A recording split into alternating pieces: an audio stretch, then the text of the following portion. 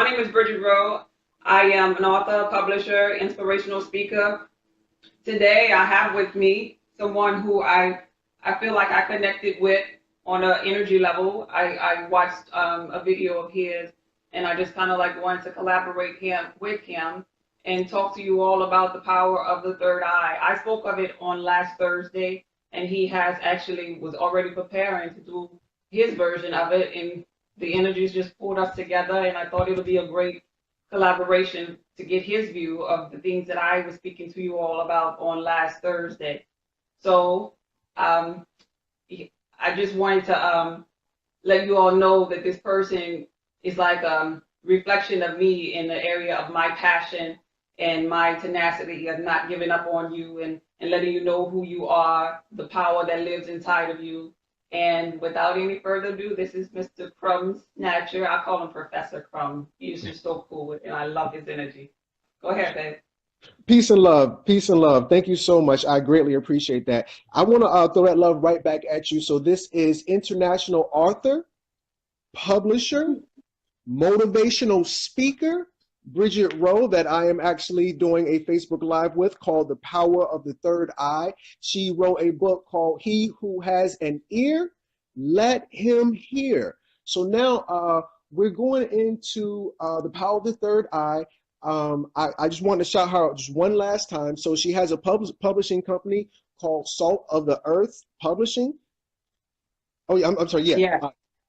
Yes, Salt of the Earth Publishing. Next slide, please. Yes. Yes, ma'am. Okay, so we have Salt of the Earth Publishing. Shout out to Salt of the Earth Publishing. You're definitely doing your thing with that one. And you also have a YouTube channel called Salt of the Earth. Well, Yes, Salt of the Earth is the YouTube channel thing, correct. yes, ma'am. Okay, and you also have the website saltoftheearthpub.org. Just want to shout that out too Exactly. as well. So for all the family, please go and subscribe at Salt of the Earth YouTube channel and saltoftheearthpub.org. That's her website. So shout out to that. And with that said, I just want to go to the next slide. So, of course, you know this, me, your brother Crumb. I have a GoFundMe called Waking Sleeping Giants. If you could, please support me. I'm also on YouTube. I have 3,000 subscribers. Salute to the family. Thanks for subscribing. If you could, go on YouTube and subscribe me over there. And also, I'm on Instagram as well. Follow me on Instagram. And, of course, here, I'm on Facebook. 5,000 friends already, but please follow me on Facebook. Salute to the family. Waking a Sleeping Giant is my GoFundMe. Please help. Next slide.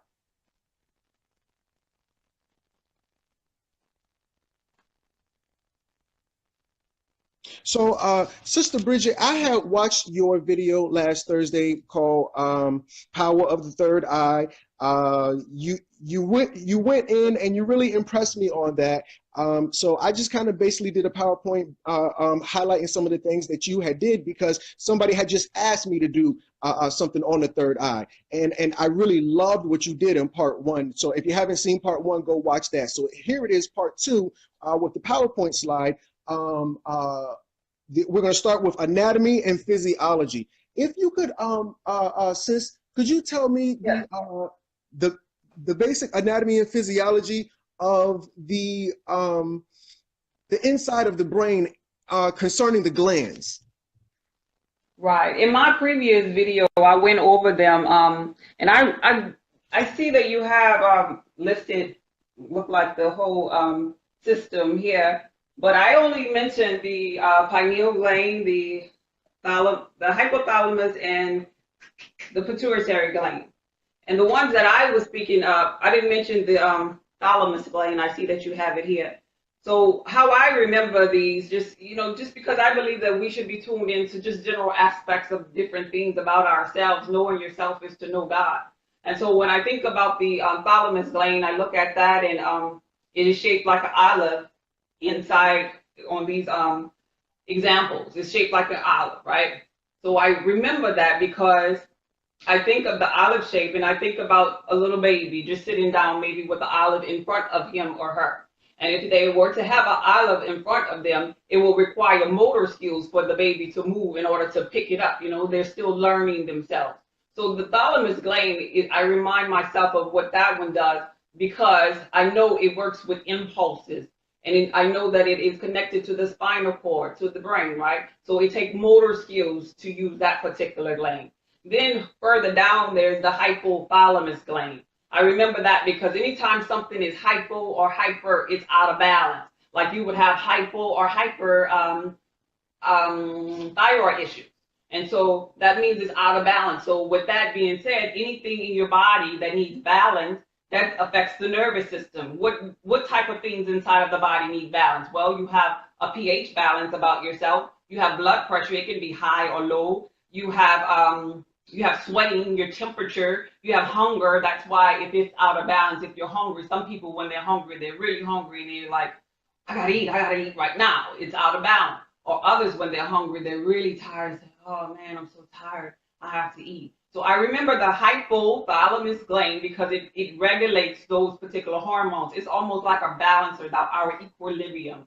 I spoke of the pineal gland also because it is the seat of the soul. This is where in the biblical text where Jacob wrestled with God and said, I will not let you go until you bless me, because it has to do with your all-knowing, your ability to go into the astral world and travel, and your clairvoyancy. It's where the higher beings, you might call them angels or other beings, the gods, or whatever you call them in your spiritual walk. But this is a place of all-knowing where we can go and get our orders and instructions in this realm.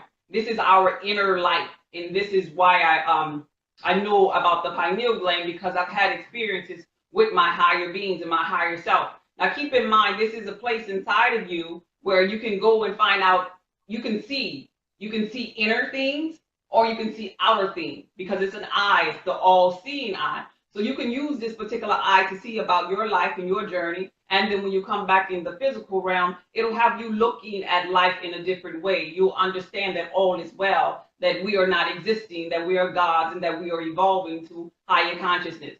And then the last one, I believe, is the pituitary gland that I didn't mention on this particular slide right here. Yes, the pituitary gland. And I remember that one just because I know that that particular gland has to do with reproduction. It is like our, it is like the gland that deals with the whole endocrine system, but it has to do with the hormones that secretes and helps with our reproduction. All these glands help with certain types of hormones. And back to the pineal gland, it also helps to secrete a hormone inside of you with your wake and sleep cycles, your serotonin during the day, and at nighttime, your melatonin. So with that in mind, you produce melatonin, and not only melatonin, but DMT, which allows you to go on those trips to those realms, dimethyltryptamine. So it is important just for me to know the basics of what's going on in my head, because I need to know this on a physical and spiritual level, because I'm trying to evolve to my higher self.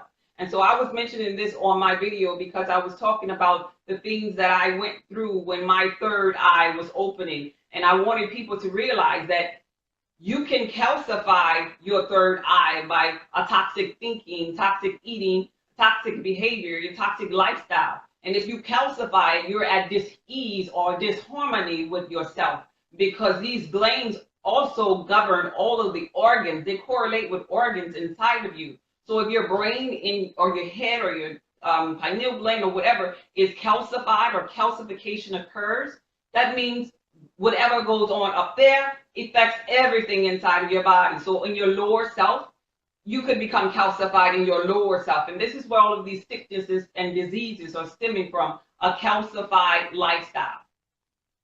Go ahead, Crum. Yeah, I was going to say the screen had locked, but you were getting just a little bit ahead of me. You were getting just because you definitely went in, and I was really impressed with it. I just wanted to show the people what you were talking about. Just to really tap this slide, and then we can go to the next one. I was basically just showing, what we're looking at as far as the brain. As far as the brain, we have these glands on the inside, and it's called the limbic system. But when we go to this next slide, I basically just highlighted in the red, if you can see that, it says the thalamus, hypothalamus, and pineal glands are part of a large structure called the diencephalon, something like that, which basically translates to interbrain or inner brain. Basically, the inside, the most inner part of the brain is these glands that you have went over. And if you can look directly to the bottom under that, I just did a basic Google search and it said, what is the pineal gland and what does it do? And you had basically said that within the last slide. And that's why I wanted you to go to this one, because, you know, I just wanted people to see, you know, not only are you right, but you're exact. So in this slide right here, it says the pineal gland produces melatonin,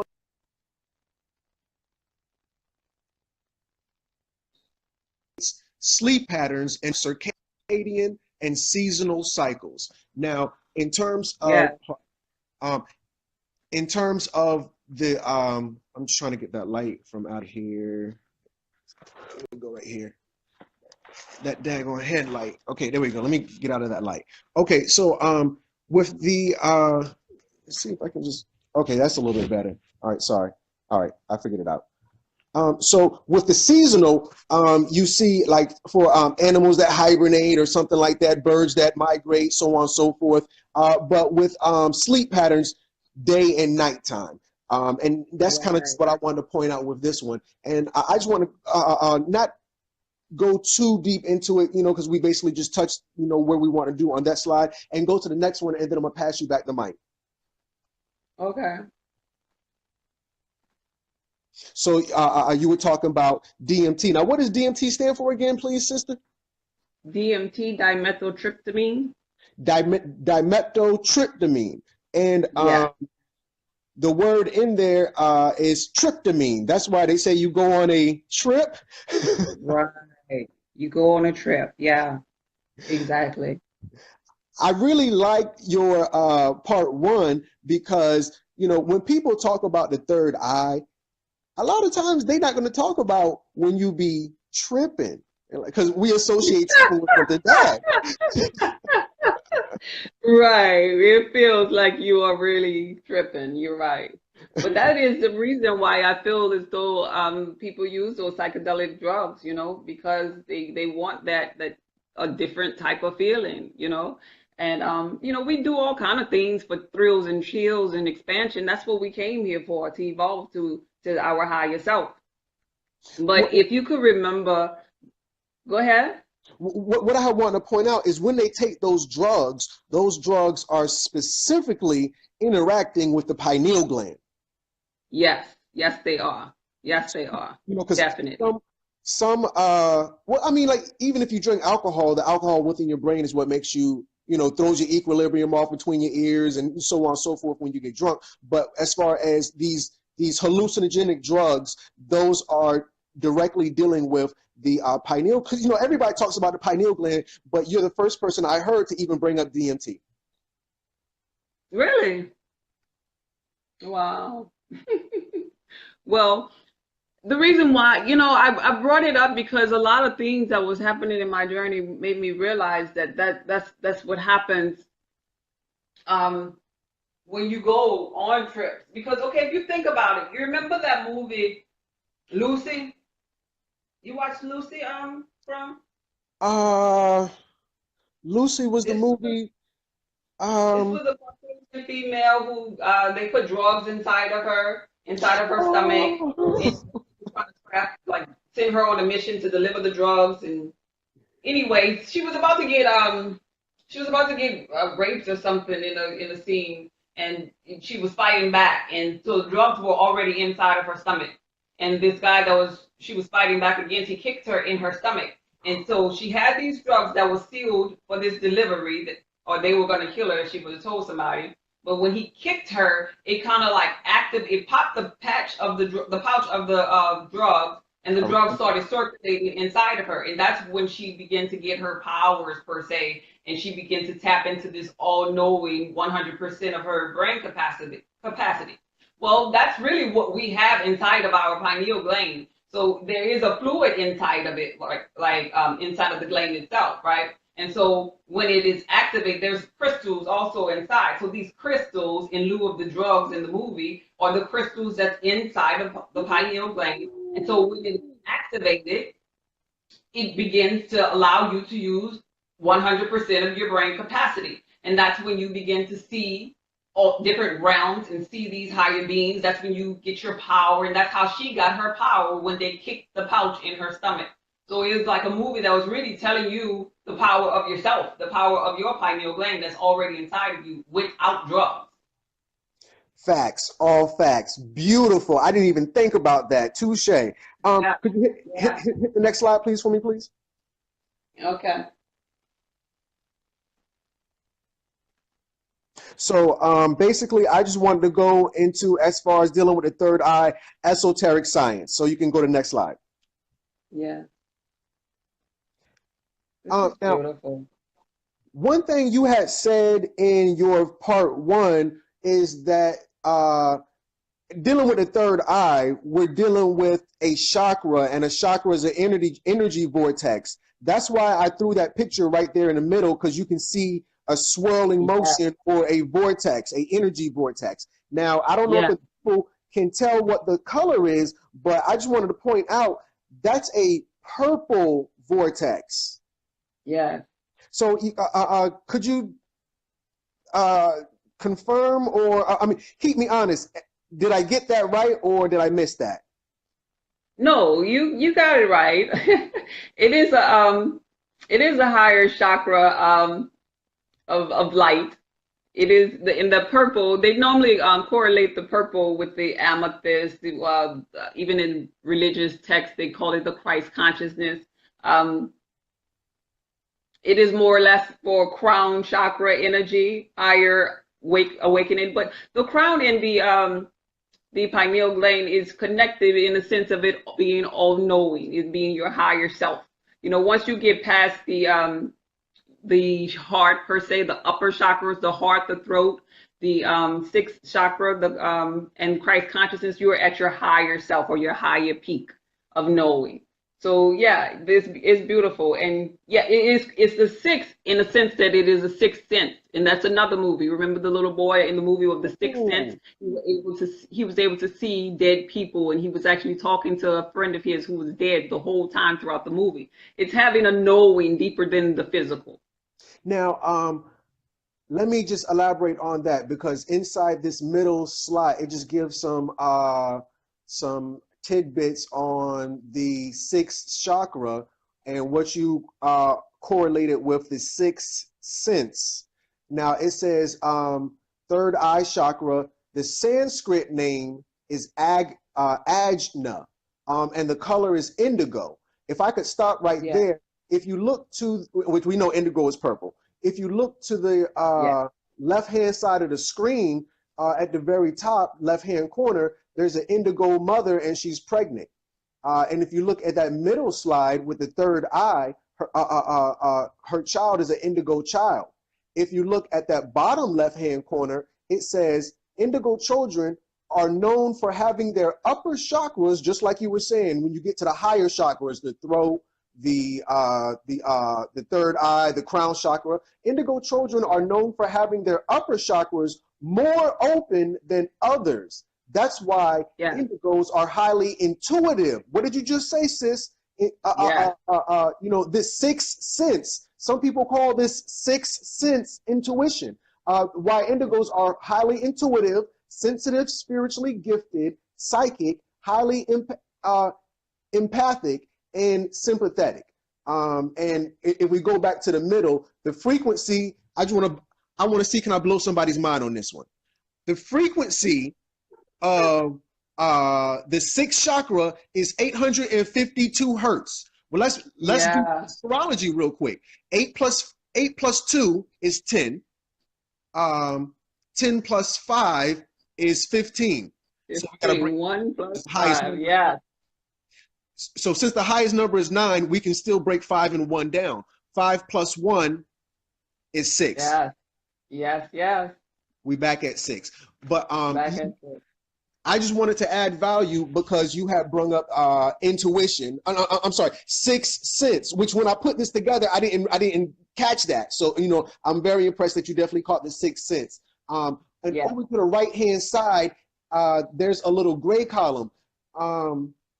Could you read that for me? just like that first or second sentence? Right here, awakening to your awakening your cells to transform into a system of higher level.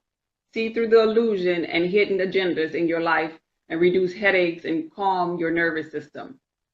That's the sixth chakra. Yeah. And the syllable is Yes, yes. That's a syllable of that's energy as well. You know, when you making those noises, that vibration, all things are energy. So when you're chanting or doing the sound, the sound of the universe, it is actually quickening your chakras and getting them in line. That's why sometimes they use the Tibetan bowls for sound energy. It's like even music, you know, like um hard beats like in Africa or whatever, how they dance to drums and stuff like that. Those sounds actually quickening our chakras and keeping them in line because like I said, the chakra energy, the chakra pools correlate to organs in your body. So that allows your body to become one again. That's what meditation is all about. Just allowing everything to be in perfect harmony and become one again through energy. And that's why I did those first slides, because the first thing you said in that video, The Power of the Third Eye Part 1, was that there are organs that are associated with the chakras. Yeah. And you went on to say what the organs were. You said pituitary, the hypothalamus. hypothalamus. Yes, that's the ones that I mentioned. Those are the organs, the glands associated with the sixth chakra. And when you said that, I was like, she's right and exact. Right and exact. Right. Could we go to the next slide? Yes. Okay, now in your first video, Power of the Third Eye Part 1, if you haven't seen it, go watch it. You said that the pineal gland is the seat of the soul. Yes. Now, I found this to the left-hand side. The last sentence, if you just skip down to the last sentence, it says, Rene Descartes, and that's the father of philosophy. He's the father of philosophy, just anybody who did. Wow, Rene Descartes believed the pineal gland to be the principal seat of the soul. So this is what this is the father of philosophy. This is what he says about it. Yes. So yes, and what it is. in that last video about the pineal gland being the seat of the soul, could you help me out?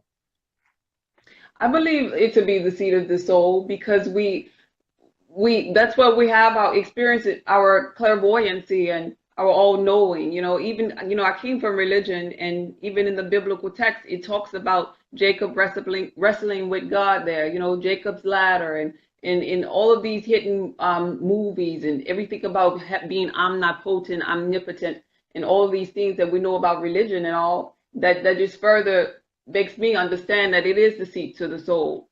And I've had experiences myself, you know, in my dreams, and so much so to I've gotten to the point where there was a moment in my life where I was at a point where I just didn't want to really come back to the physical in a sense, you know, because they were showing me, my guides were showing me so many things on a higher realm during my sleep time. So it was just so amazing. And I know it's a gateway to higher consciousness because of the things that I've experienced and when I went through. All facts. Okay, could you go to the next slide, please? All right, so we're gonna change. We're gonna shift gears a little bit, and we're gonna go into third eye stimulation. And the third eye is stimulated by light. Next slide, please. By light, yes. Lux energy. Now, this is what I personally wanted to add value to, because when I saw your video, Power of the Third Eye Part 1, I was like, wow, I need to get with sis. And I want to be able to add value. So this is my portion of adding value. Just to be transparent, all those other slides were basically what I kind of listened to your video and I just put it together. However, this is what I brought to the table. So here we have lux, and it's a noun. And if we read the definition, it says a SI unit. SI unit of illuminance. Are you following me, family? Illuminance equal to 1 lumen square meter. I'm sorry, 1 lumen per square meter. So now what scientists have done is based off a square meter and how much light is on how brightly it shines on that square meter, they're going to define that as lux. Now, Yeah. if you look in the top on the right side, you're going to see a chart, and this is a chart letting you know how much light the average person gets. Now, could you okay, actually, so at the very top of the chart, we have moonlight. So let's say it's a pitch black night, the full moon is out, and there's overcast in the night sky. That's going to be 0.0001. So that's pretty dark. 0.000001. That's pretty dark. So let's skip over to dark limit twilight. Hold on 2 seconds. 3.4 is dark limit of civil twilight under a clear sky. Now what about regular daytime in an office building? Office building or hallway is 80 lux. 80 lux. Now what about a sunrise or a sunset on a clear day? On a clear day, you're up to 400 lux. Now, full daylight, but not in the direct sun. 10,000 to 25,000 lux energy. But if you stand in direct sunlight,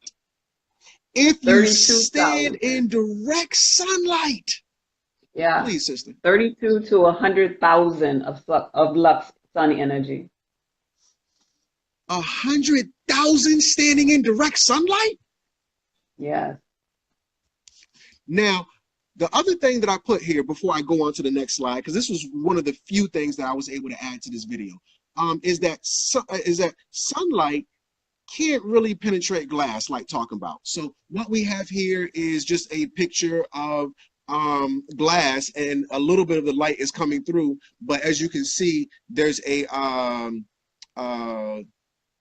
the infrared heat is reflected off the glass. So what does that mean for certain people? Let's say you are of the pale skin. Let's say you're European. If you're European, you're gonna be susceptible to sunburn. However, if you go on the beach and hold a sheet of glass above you, you can lay out there all day and you won't get sunburned. That's why you can have a building that has an atrium or a glass ceiling and nobody inside the building gets sunburned. So I just wanted to point that out. So now you're not, you know, my point behind even this one slide is that you're not getting the full effect of energy, of sunlight, unless you stand directly in sunlight. Why is this important? And you know, and to add, go ahead. Please add.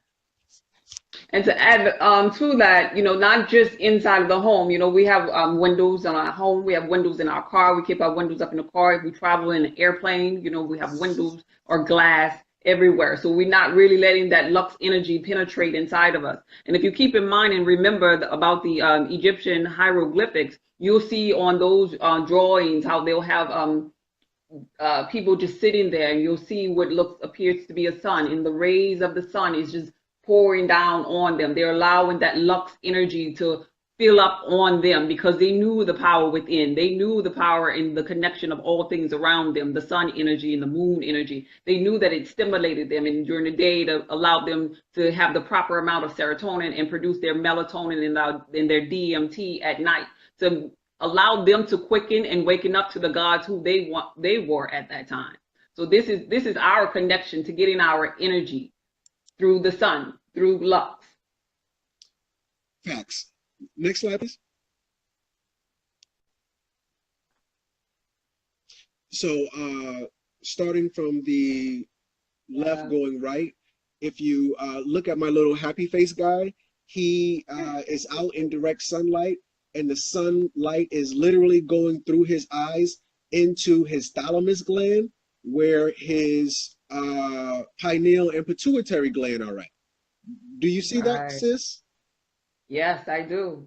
Exactly. Now, with my little smiling man, why is he smiling, do you think? Yeah, because he has his lux energy. He's in a better state of being. His serotonin is in balance. He can sleep. His melatonin is in balance at night. And I'm So sure he's producing his DMT. be better sleep at night, because I see that to the right. Yeah, more energy and improved mood, it says. Now, without staying too long, because I know, we don't have a lot of time left. Without staying too long, I do want to say this on this slide. Um, Sunlight enters through the eyes.